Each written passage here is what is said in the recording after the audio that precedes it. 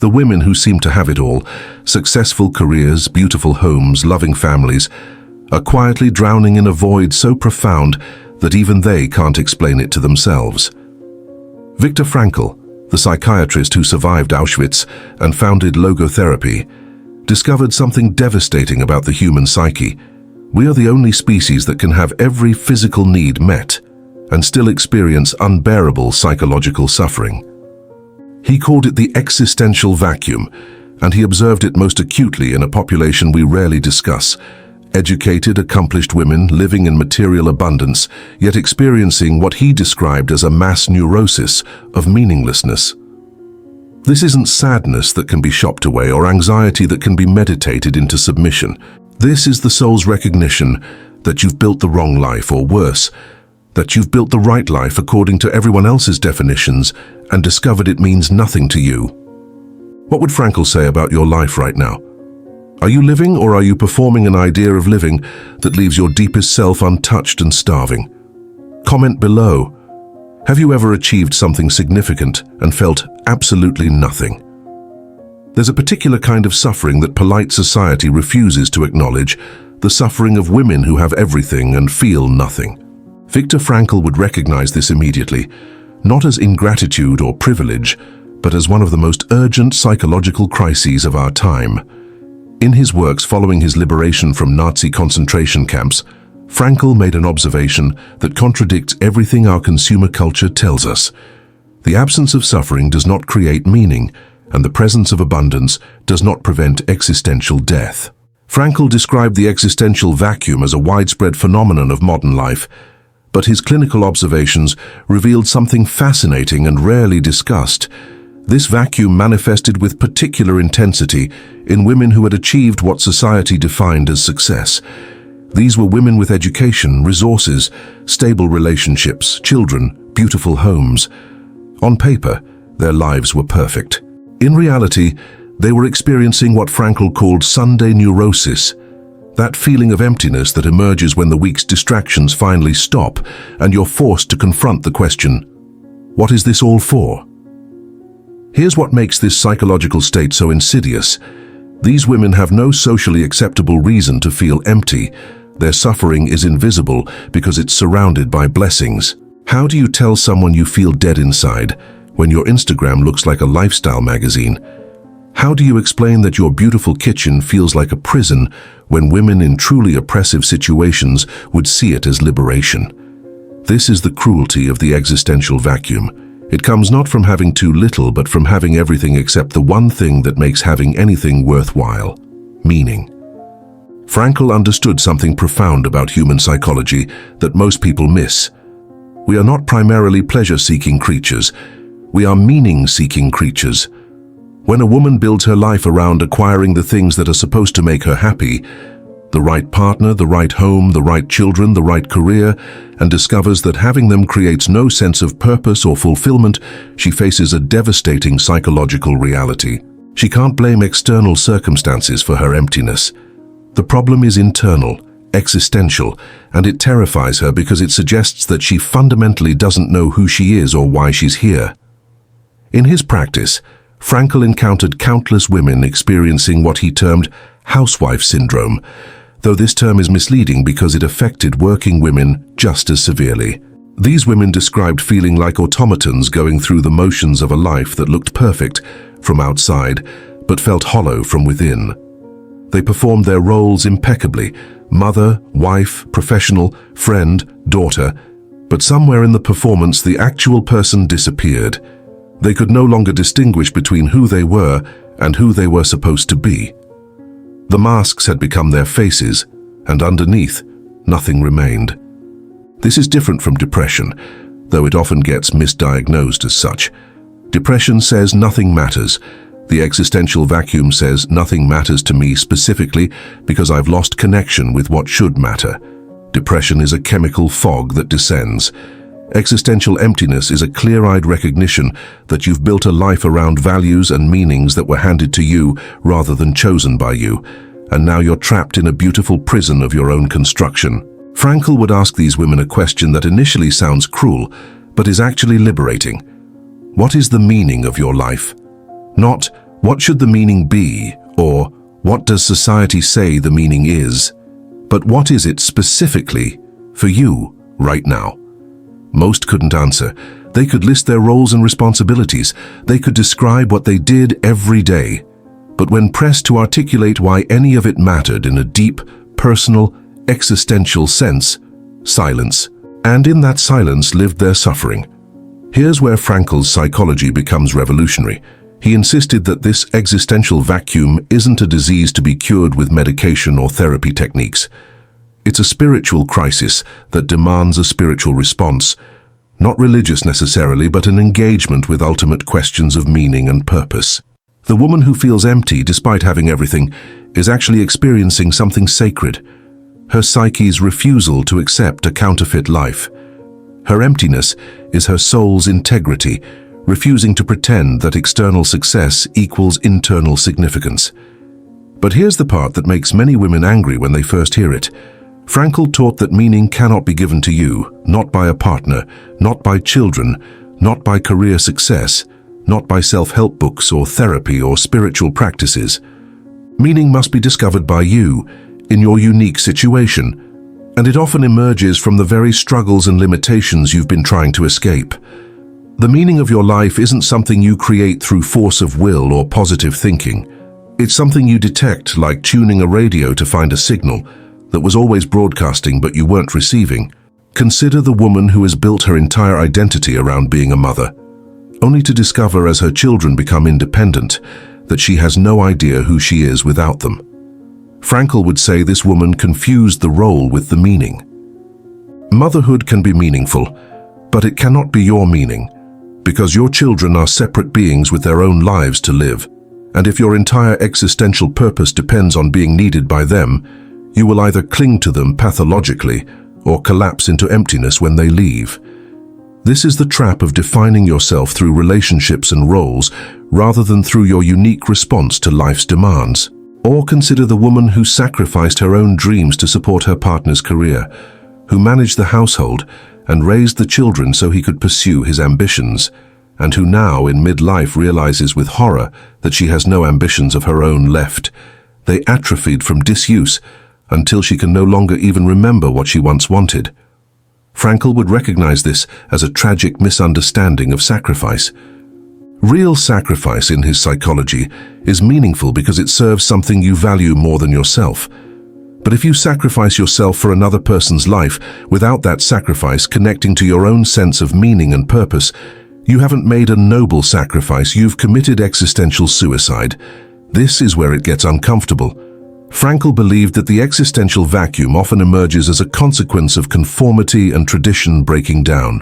In previous generations, women had their meanings assigned to them by rigid social structures. You didn't have to discover your purpose because society told you what it was. This was oppressive and limiting, but it provided a kind of existential stability. Now women have unprecedented freedom to shape their own lives, but freedom without meaning is not liberation. It's vertigo. The existential vacuum is the price we pay for freedom, and it's a price worth paying, but only if we're willing to do the terrifying work of discovering what our freedom is for. So what does Frankl's psychology offer to the woman drowning in this existential emptiness? First, validation that her suffering is real and significant even though it's invisible. Second, the understanding that her emptiness is not a flaw or weakness, but potentially a call to authenticity. Third, and most importantly, a path forward that doesn't require more achievement or different circumstances, but rather a fundamental shift in how she relates to her own existence. Frankl taught that there are three primary sources of meaning available to every human being: creative values, experiential values, and attitudinal values. Creative values come from what we give to the world through our work and actions. Experiential values come from what we receive from the world through encounters with beauty, love, and truth. Attitudinal values come from the stance we take toward unavoidable suffering and limitation. Most women experiencing existential emptiness have overinvested in one source while neglecting the others. Or worse, they've pursued substitutes rather than the real thing. The woman who feels empty despite having a successful career may have creative values. She's making things, achieving things, producing results. but she's disconnected from experiential and attitudinal values. She's so busy doing that, she's forgotten how to simply be present with life itself, to receive rather than produce, to witness rather than perform. Her career success means nothing because it's not connected to anything deeper than external validation or financial security. She's achieving without experiencing the achievement as meaningful. The woman who feels empty despite having a loving family may have experiential values. She receives love, she witnesses her children growing, she experiences daily pleasures, but she lacks creative values that are distinctly hers. She's living through others rather than living her own life. Her family's happiness has become her only project, and when they're happy without needing her or struggling despite her best efforts, she's confronted with the reality that she has no independent purpose. She's experienced life, but hasn't participated in creating meaning through her own unique contribution to the world. And many women experiencing this emptiness have neglected attitudinal values entirely. They've structured their lives to avoid suffering and limitation rather than discovering meaning through how they respond to what cannot be changed. Frankl learned in Auschwitz that even when every freedom is stripped away, humans still possess the ultimate freedom, the freedom to choose their attitude toward their circumstances. But in a life of abundance, we often forget this deepest freedom because we're too busy trying to engineer circumstances that require no meaningful attitude at all. Here's the question Frankl would force you to confront. What if everything you're doing to escape the emptiness is actually creating it? What if the problem isn't that you haven't found the right self-care routine, or the right balance, or the right purpose statement, but that you're still operating from the assumption that meaning is something you can acquire rather than something you must discover through engagement with what your life is actually demanding of you right now? This is where most people misunderstand logotherapy.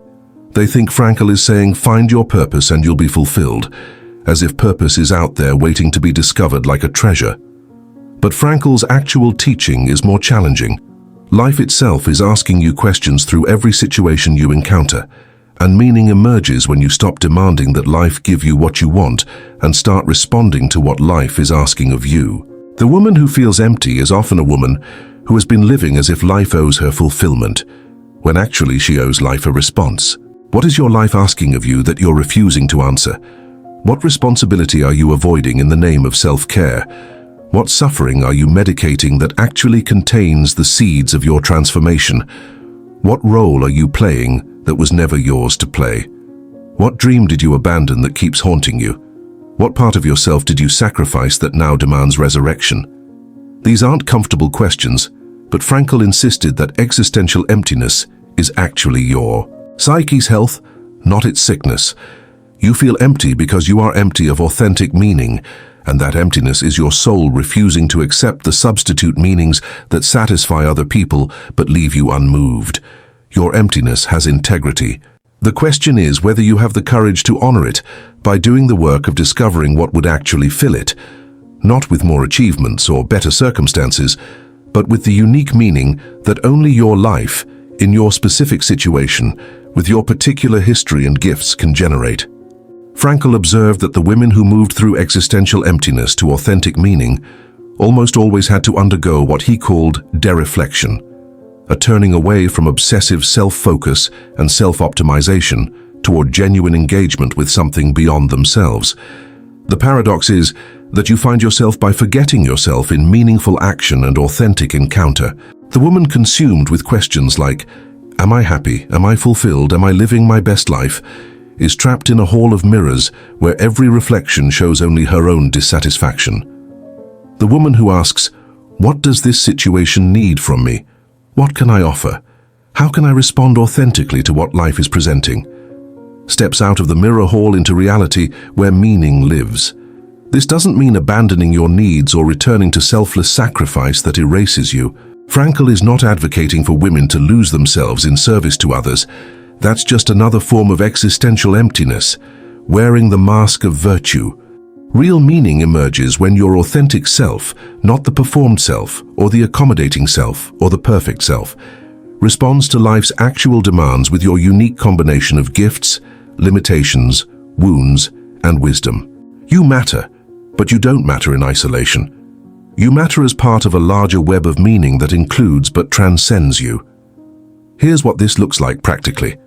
The empty corporate executive discovers that her real contribution isn't climbing higher but mentoring younger women honestly about the cost of success.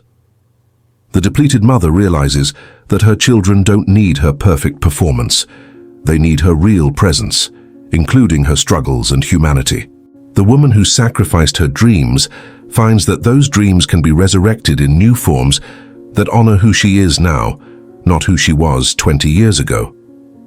The woman trapped in others' expectations gives herself permission to disappoint people in service of her own truth. None of these transformations come from self-help techniques or finding your passion. They come from the painful, liberating work of facing existential questions honestly. Frankl would remind us that the existential vacuum tends to worsen in times of peace and prosperity because we have fewer external demands, forcing us to rise to occasions that reveal our meaning. In the concentration camp, meaning was obvious. Survive, maintain dignity, help others, resist dehumanization. In the comfortable suburb, meaning must be consciously sought and created, which is infinitely harder because nothing is forcing your hand.